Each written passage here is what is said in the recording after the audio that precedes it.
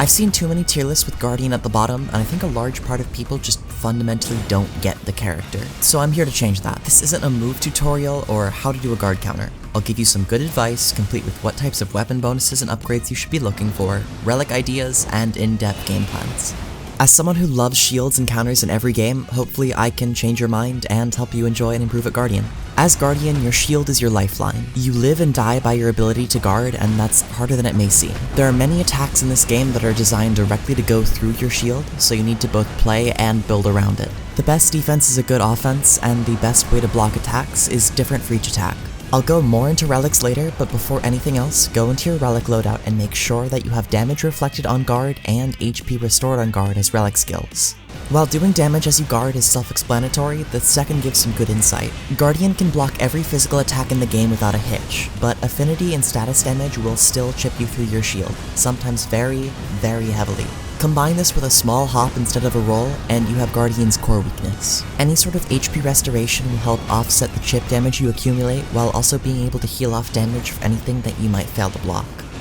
Now, let's go over some quicker segments before going into the core combat. You always want to get the starting camp with every character, but Guardian is really good at this. You can charge your skill, and doing this allows you to clear out smaller enemy groups with ease. If you have the Relic Enhanced skill, you can also set and forget the whirlwinds. While 2,000 runes won't get you a level up past that starting area, if you do this all throughout the run, it adds up. Just drop your skill at a group during an encampment, and run over and deal with the boss. Guardian can charge his guard counters when using a halberd type weapon, but not any other type. This will greatly impact the motion value and also allow you to travel farther distances, making sure you don't miss the boss. When dodging grab attacks, get into the habit of dodging into them rather than to the side. Since your iframes are so small, going into the attack is your best bet. Guardian also benefits more from others than this, as doing so gives you a large boost to your ult gauge, which is one of their strongest tools. While holding your ultimate does make you and your team immune to damage and status buildup for up to 5 seconds, you can still be grabbed out of it. Just, be wary about that. Your reflect skill does a lot of stagger damage and has no cooldown. This can be incredibly useful against enemies like Royal Revenant and Falling Star Beast, who have strong, fast, physical combos. Make sure to be in these guys' face as long as you can. This last one is incredibly important and leads into the core combat. You can do your shield poke while you're still in your stance. This will keep all of the benefits and stop the stamina drain, however it will not activate the reflect skill when guarding mid-attack. Now, I want to go into the more general combat flow as Guardian. Just like Lance and Monster Hunter, the more advanced at Guardian you get, the more aggressive and less safe you become. In Nightreign, this comes across as Stamina Management Simulator. The better you get at managing your stamina, the more uptime you can manage. Early on, Guardian has a rough time managing his stamina. You don't have a large pool to be able to spam guard pokes, and your guard boost is lower, which means you take more stamina damage. Against normal enemies, spamming light attacks or one strong guard counter will work well. But against bosses, I tend just to play the waiting game, only doing 1 or 2 pokes and then waiting to guard. As you level up, your stamina increases, which means you can get more and more aggressive. As a good rule of thumb, try to think of the longest combo an enemy can do and how much stamina damage it will do. Try never to fall below that threshold when the enemy starts its turn. This lets you retaliate with a guard counter at the end and be safe for the next attack. Once you get good at this, try looking for moves that leave downtime mid-attack. You can use these to regen a bit of stamina, or get a guard counter in if you have time. Almost every boss has at least a few of these types of attacks. Just do be wary that that initial guard dash has a higher stamina cost. Because of this, I really like prioritizing stamina regen effects from boss drops. Faster stamina regen speeds up your entire process everywhere. You can also get increasingly creative with your guard counter use. Weaving in guard counters during attacks using the momentum can be incredibly satisfying. Getting good at this will lead to insane uptime on your damage. There is a complication with this though, especially for longer combos. Certain moves have higher knockback thresholds, which will leave you in recoil when hit.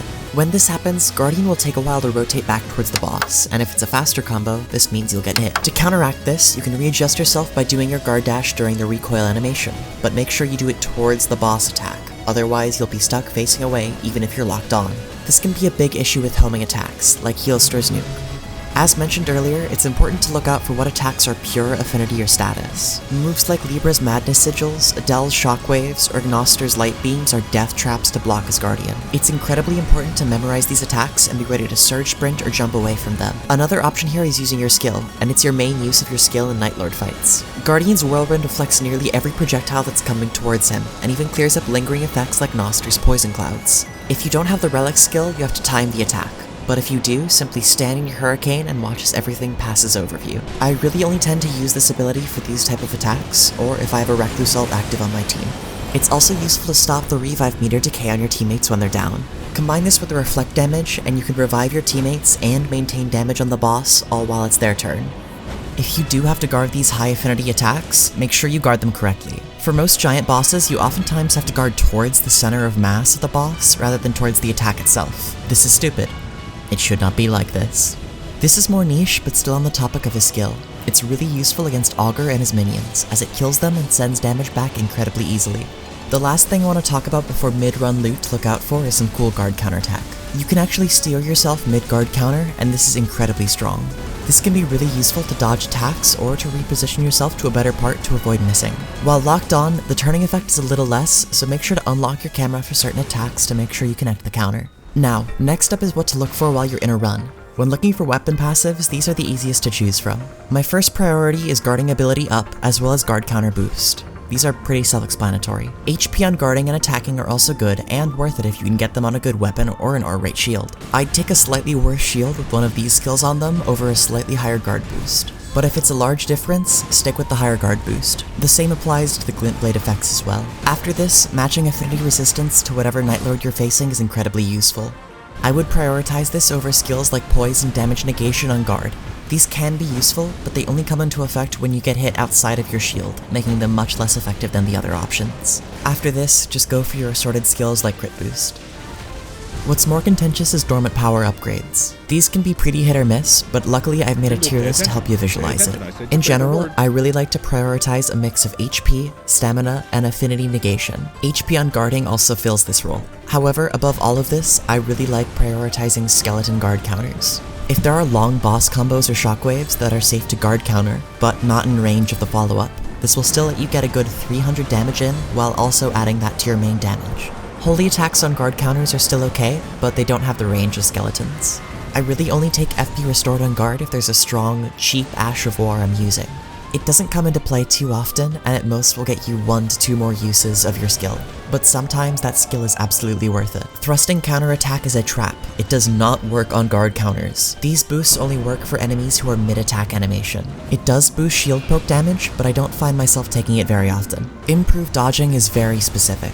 I tend to take this only for Night Lords with strong grab attacks. It takes your iframes from 20 to 26. However, you still have the abysmal travel distance, which means it's pretty hard to actually dodge attacks.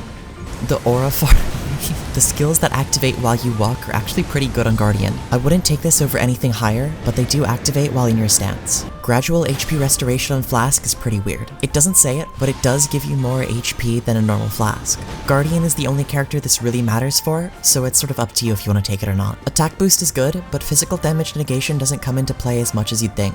Your shield blocks all physical damage, so it would only affect the attacks you fail to block. Ult gain increase is good, but only really if you know your teammates are gonna go down. Honestly, the talismans are more of the same, so I'll leave that to you. Lastly is relics. Besides the ones mentioned at the start, there are quite a few valuable ones.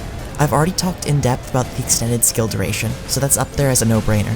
Guard counters strengthened based on HP is also incredibly strong, and is generally preferred over improved guard counters. They do stack with each other, but not copies of the same skill. If you can, try to have both. HP restored during your ult is very strong, but do note that your stamina doesn't recharge while you're holding your ult stance. You also don't need to hold it longer than you need, and you retain ult charge the less time you hold it. The classic Everjail strat always works, and the Whirlwind on charge attack sucks. It's just bad, don't pick it. Taking aggro while blocking is always strong. Just be wary that when playing with ranged teammates, their aggro is often stronger. Genuinely, I have used a bow on Guardian just to take aggro and then switch back to my halberd. Those are the main notable ones, and this is my full relic loadout that I use on most runs until I can get better decos. Thanks for stopping into Mocha's Cafe. If this type of content is your style, then make sure to subscribe. I have a few other highly edited videos that are close to completion, so if you want to see those, stick around. Have a nice night and sleep well.